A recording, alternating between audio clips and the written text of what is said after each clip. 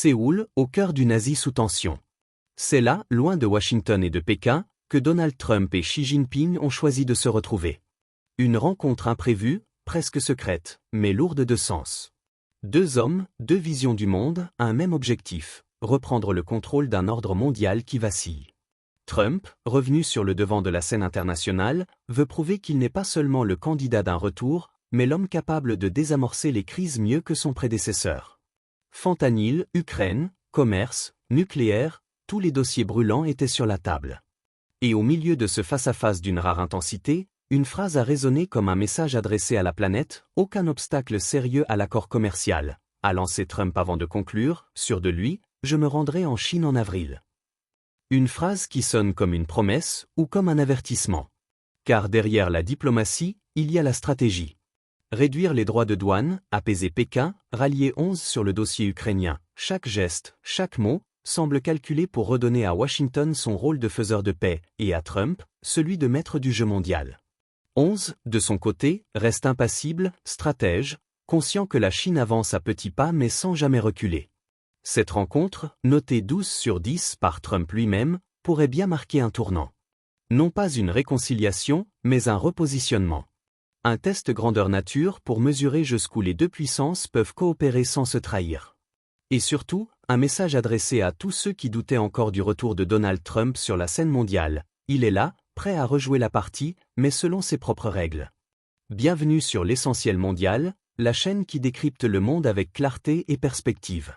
Ne partez pas maintenant, la suite va vous surprendre. Regardez la vidéo jusqu'au bout, partagez-la autour de vous, et laissez votre avis en commentaire parce que comprendre le monde, c'est déjà commencer à le changer. Merci pour votre attention et votre fidélité. 5 ans après son départ de la Maison-Blanche, Donald Trump revient sur la scène internationale avec un message clair. Il n'a jamais cessé d'être un acteur central du jeu mondial. En choisissant Séoul, carrefour entre la puissance américaine et l'influence chinoise, Trump frappe fort. Ce n'est pas un hasard diplomatique, mais un calcul politique. À quelques mois d'échéances électorales décisives, il veut apparaître non pas comme un candidat, mais comme un chef d'État déjà en action. Dans un monde fracturé par les guerres, les sanctions et les crises, il se positionne comme celui qui parle à tout le monde, y compris aux puissances que Washington considère comme des adversaires. Et face à Xi Jinping, Trump déploie sa stratégie préférée, celle du deal. Pour lui, rien n'est figé, tout se négocie.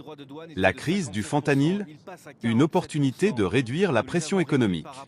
Le commerce, un levier pour rétablir la confiance sans perdre la face. Derrière la réduction des droits de douane de 20% à 10%, il y a un message. La confrontation permanente ne mène nulle part. Aucun obstacle sérieux à l'accord commercial, déclare-t-il, sûr de son effet. Une phrase simple, mais lourde de promesses. Car en réalité, Trump sait que la guerre économique avec la Chine affaiblit les deux camps. L'Amérique a besoin d'un souffle nouveau, et la Chine, d'un espace pour respirer face aux sanctions. Xi Jinping, lui, ne veut pas d'une Amérique en guerre, mais d'une Amérique prévisible, capable de traiter d'égal à égal. En répondant à Trump, il parle des objectifs communs dans l'intérêt du monde entier. Un ton mesuré, presque conciliant. Mais derrière cette diplomatie apaisée, la bataille d'influence continue. Sur l'Ukraine, Trump avance une carte que Biden n'a jamais su jouer, la médiation chinoise. On se promet d'aider à la résolution du conflit, et Trump s'en empare comme d'une victoire symbolique. Si Pékin entre dans le jeu ukrainien, Washington peut revendiquer un apaisement sans concession. Sur Gaza, il salue la poursuite du cessez-le-feu, rappelant que la paix reste possible lorsque les grandes puissances se parlent. Et pendant ce temps, les États-Unis rouvrent des discussions sur le désarmement nucléaire avec la Russie, preuve que Trump veut montrer qu'il contrôle, ou du moins influence, chaque dossier majeur de la planète. Ce tournant diplomatique n'est pas seulement stratégique, il est personnel. Pour Trump, il s'agit de prouver qu'il n'est pas l'homme du chaos, mais celui de l'ordre pragmatique.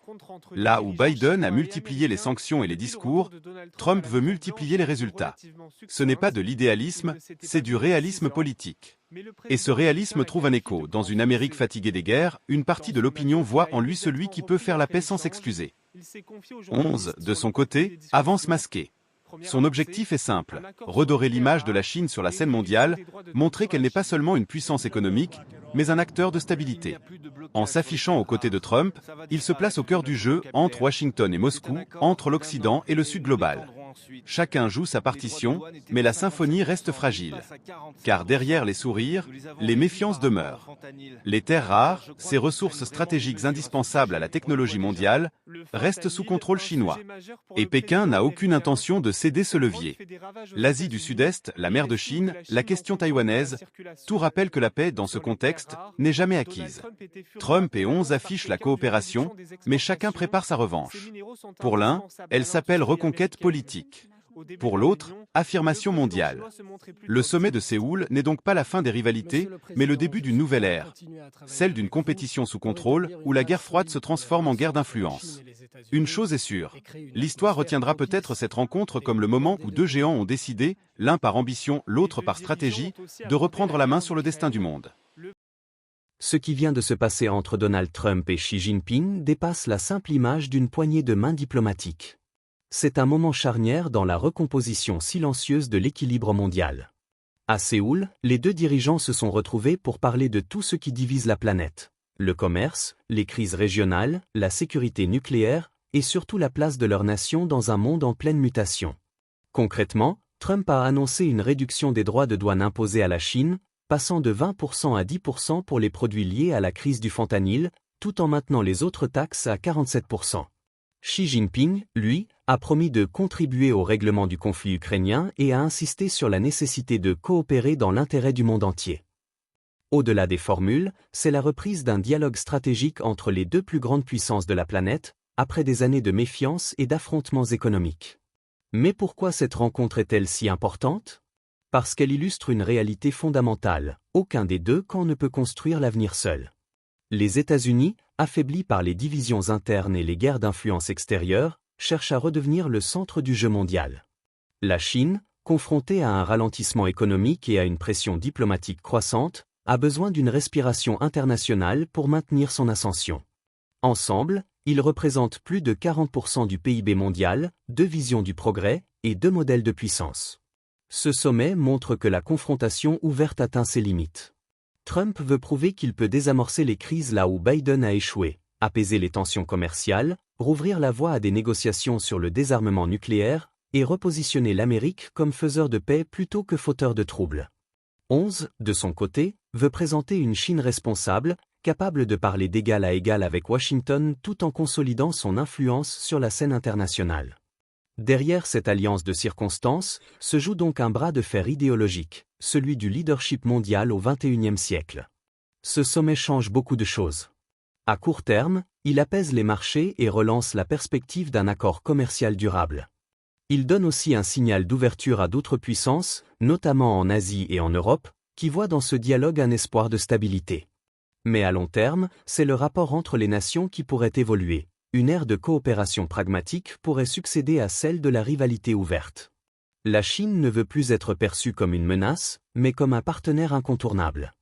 Et les États-Unis, sous Trump, cherchent à restaurer une forme d'autorité mondiale fondée non plus sur la domination militaire, mais sur la capacité à faire des deals, à négocier avec tout le monde, même avec ses adversaires. Derrière cette apparente détente, cependant, demeurent des tensions profondes, la bataille pour le contrôle des terres rares, la rivalité technologique sur les semi-conducteurs, la question taïwanaise, autant de lignes de fracture prêtes à se rallumer à la moindre étincelle. Le monde n'entre pas dans une ère de paix, mais dans une ère de négociation permanente, où chaque mot, chaque geste devient un instrument de puissance. Et pourtant, derrière la géopolitique, il y a autre chose. Deux hommes, deux peuples, deux trajectoires qui se croisent dans une époque fatiguée des guerres et des menaces. Cette rencontre, c'est aussi le reflet d'un monde qui cherche un sens, une stabilité, une respiration. Les dirigeants veulent défendre leurs intérêts, certes, mais derrière ces calculs, il y a une humanité commune. La peur du chaos, la quête de reconnaissance, le besoin de restaurer une forme d'équilibre. Ce que nous voyons là, c'est le paradoxe de notre temps, des nations rivales qui doivent coopérer pour éviter de s'effondrer ensemble. C'est peut-être ça, la vraie leçon. Que le pouvoir, aujourd'hui, ne se mesure plus seulement à la force des armes ou des devises, mais à la capacité d'écouter, de négocier, de comprendre. Et toi, qu'en penses-tu ?